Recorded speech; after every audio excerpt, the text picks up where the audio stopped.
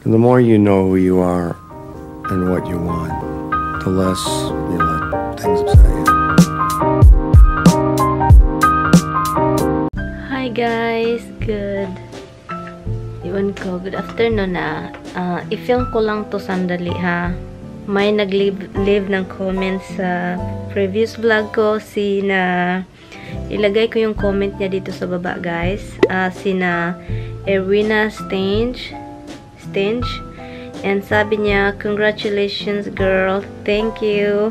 Did you enroll in driving school or you were taught by your husband lang? Okay.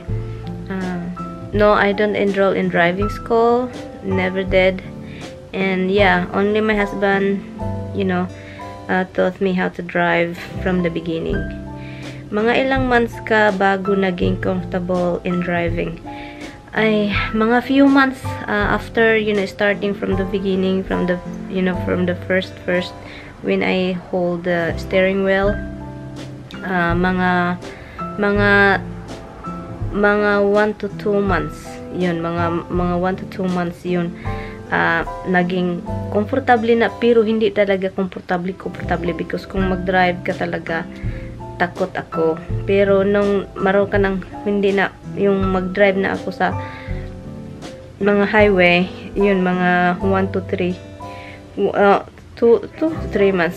And kwento mo nga in your vlog your experience from the day you started driving until the pass behind the wheels. I'm like, okay, this is my first time was when I started driving. I was started at the parking lot. There is a big parking lot and we did that morning kasi walang nakapark at saka walang tao kasi hindi naman yun grocery parking lot. Ano yun, mga park na part sa island na dapat magbayad ka ng entrance bago ka makapasok. Doon ako yung first starting holding the steering wheel. Doon talaga. Doon ako dinala ng asawa ko kasi walang tao at kung ano man kasi hindi ka pa marunong kumontrol ng steering wheel at saka kung itapakan mo yung gas, hindi mo pa alam kung paano at saka yung brake. So, ganyan ang sasakyan ganyan. Magdadrive kahit parang lasing ako nag-drive nung una. Yun lang ang una-una talaga sa isa parking lot. Pagkatapos nung dito na sa amin, yung mga kalsada dito sa amin, hindi naman traffic. At saka tinuturuan niya ako yung una, yung paano kasi yung una talaga yung gas at saka steering pag paikot-ikot, hindi ko pa makokontrol kasi pag ganyan talagang lumiliko kahit dapat dahan-dahan lang kasi pag una talaga parang wala akong control sa manubila. Saka yung gas din dapat dahan-dahan pagtapak. Wag muna kasi pinapansin ko talaga yung nasa huli, nasa likuran ko, baka magagalit para akong nagdadali para akong in a hurry all the time. At saka yung brake talaga guys, parang ganun talaga ko. Mga ilang week yun yung brake kasi hindi ako bakit ito ganito wobbly yung pagkailang buwan nagda-drive na ako ng mga parkway ganyan, mas matra-traffic yung mga may mga stoplights, yung mga may mga lights. Doon na ako nag-start ng drive.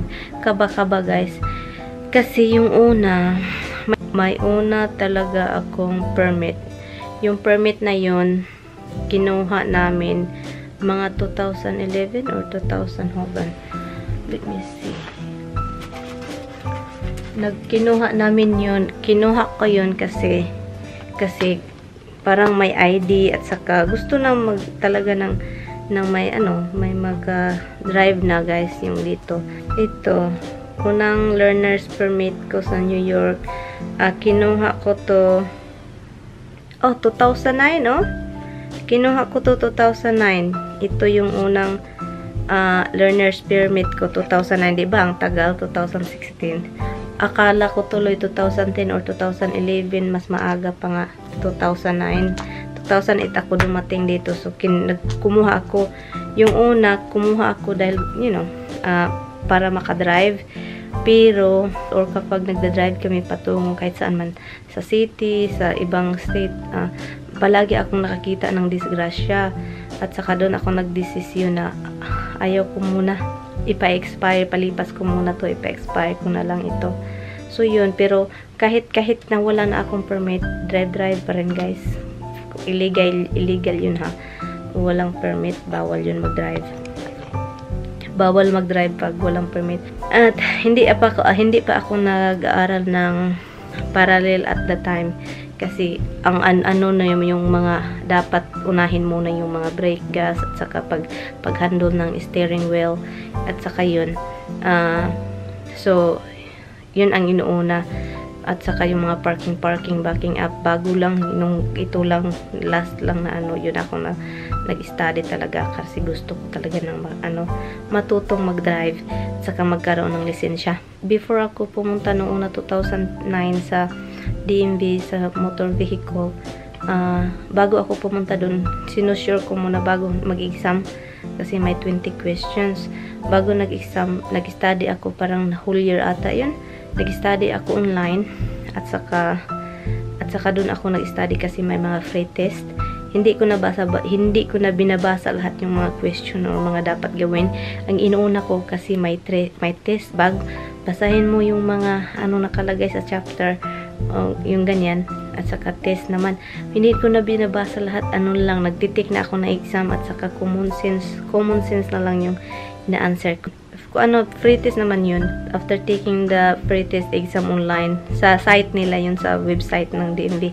Kapag may mali akong na answer na hindi ko alam, parang naggising na lang ako, sinusulat ko at saka yun ang binalik-balikan ko. Pag may mali ako, binabasa ko kung ano ang tamang dapat, ang tamang sagot. Yun lang naman ang ginagawa ko guys. Parang the whole year ata na wala, pagpunta ko sa DMV, wala akong pass agad ako, nakapasa agad ako sa permit, sa permit lang. The second permit, nag-aral ulit ako para yung malaman ko ulit kasi nakalimutan ko na Pagbalik ko ng Pilipinas, gusto ko na talagang kumuha another permit para makalisensya na. So doon ako nag-start ng parallel mga parking kasi yun ang pinaka mahirap dito sa New York, yung parallel. At saka yung backing up para akong kung paano ba to pero nakuha ko naman yun. At saka yun lang, asawa ko lang ang nagtuturo sa akin mga basic, yung mga paano maghandle ng sasakyan, kung paano tapakan or dahan-dahan yung yung ng gas, ng brake, at saka tignan niya kung pag stop sign na malayo, sinasabihan niya ako, no, brake na, dahan-dahan kasi wag mo nang i-brake kapag malapit ka na sa stop sign. Dapat dandahan mo nang i-brake para hindi tayo maganyan, makalog. So yun ang in-studyhan ko nung una. At saka yung paliko, yung mga manubila, ayaw ko pang hindi pa ako marunong magpa-turn ng manubila kasi para talagang ping like that. So ngayon marunong na talaga akong mag-drive, pero yung makaba-kaba pa rin, natuloy naman yun kasi nakakakaba talaga, lalo na dito sa New York, mas aggressive yung mga driver dito. So parang natuto na rin ako sa kasabay na sa asawa ko kasi taga dito yan So natuto na rin ako, pero inilagay ko na lang sa alimpatakan ko, sa isip ko na dapat talaga maging careful para walang disgrasya. Knock the wood. Yun, nakapasa na ako. Salamat sa nag-congratulate sa akin. Salamat kay Jonalyn Villanueva, Jennifer Perez. Thank you for all the comments. This is from the vlog that I passed my license. Arlene Rica Frente. Hi Arlene Rica Frente. At saka, thank you for your comments. And Shy Smooth, thank you for your comments, Shy. And Forky Fam Life, hi, thank you for your comment. To Sister Rose, always there. And to Nathalie Ladisma, hi, naalala kita girl. So, shout out to Maricel Ladisma. Hi, Maricel. Hi, thank you for the comments. And Andrea Kalimlim. And Gina Wang. And also to Diego Tanya Franca. Hi, Diego. Shout out to Marisa from Cagayan, wife of Ken Thompson. Hi. Hi, Marisa. And also to Maricel Ladisma. Hi, Maricel. Arlene Rica Frente. Is that Rica Frente? Yeah. Thank you guys so much. Ginawa ko lang tong video ato to answer the Erwina stage question about the driving. And yun ang answer ko. Hindi ako nag-aaral. At yung drive ko, ano lang, asawa ko. Hindi naman niya ako sinisigawan. Ano lang, sinasabihan. Pero para akong baliw nung nagda-drive ako, ayaw ko na makarinig ng mga nagsasalita kasi para akong mataranta, lalo na sinasabihan ako, oh ganyan, mataranta ako. So ako ang sumisigaw na wag kang maingay. Natuto na rin ako na may marinig. So nakikinig na ako ng mga music para naman hindi yung hindi kinakabahan. Pangpawala ng kaba ko guys until now, yung magdadrive is yung music. Pero concentrate pa rin sa pagdadrive. Balik muna ako sa baba kasi mag-edit pa ako ng video. Ang ginaw kasi ngayon guys, at saka may headache ako, at saka meron ako ngayon.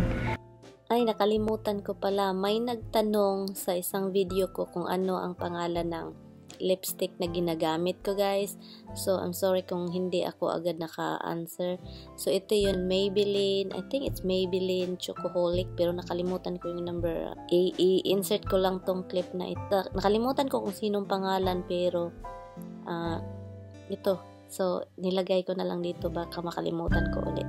Maaga ngayon guys, the first week of October. Ngayon parang early ata, hindi pa nag-November, meron na. So dalawa ngayong October. Iwan ko ganyan. Kung may ganyan ba kayo, para ang date nag-move every month, nag-move ang araw ng monthly ko. Nakakatakot. So, yun lang guys. Bye! Thank you guys so much for watching, and I will see you in my next time.